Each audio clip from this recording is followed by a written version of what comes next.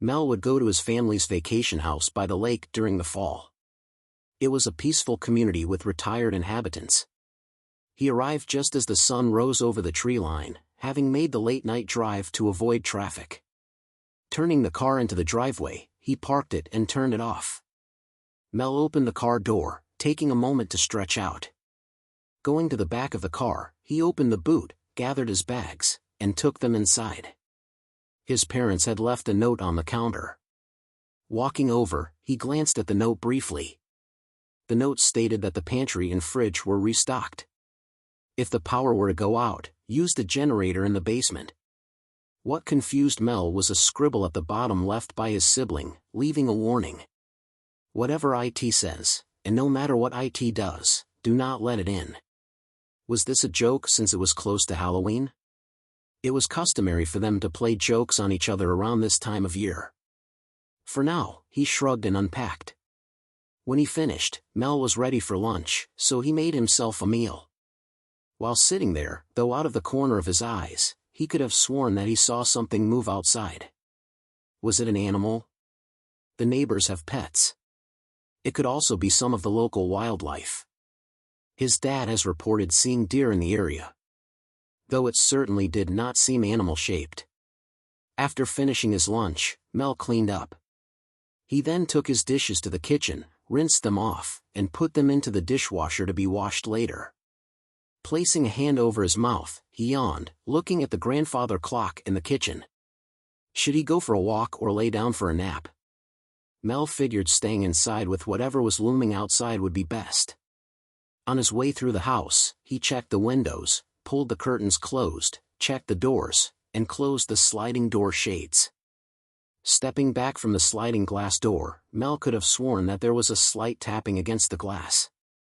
He decided it was just the shades moving from being closed and went to the bedroom.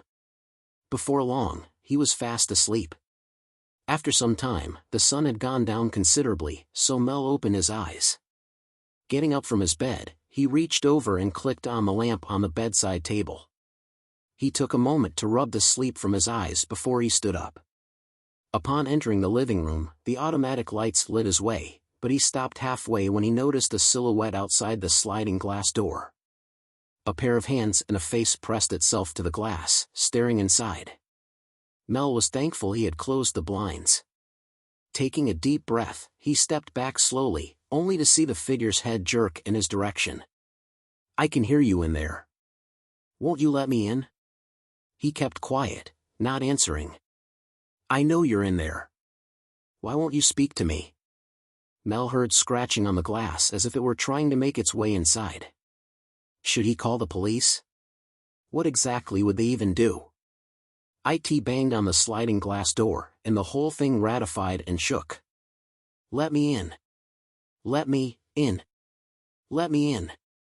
Retreating to the primary bedroom, he crawled under the bed. Mel pulled out his cell phone, tapping 911 onto the screen. Waiting for someone to pick up, the glass shattering made him jump. He lost his grip on his phone and dropped it. Mel could only watch as it bounced and slid from under the bed. Going to reach for it, he quickly retracted his hand upon hearing footsteps as if someone were dragging their feet.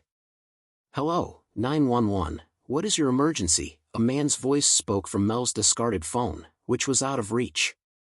The man repeated himself and sighed, clearly annoyed. He then mumbled about prank callers and how this happened every year.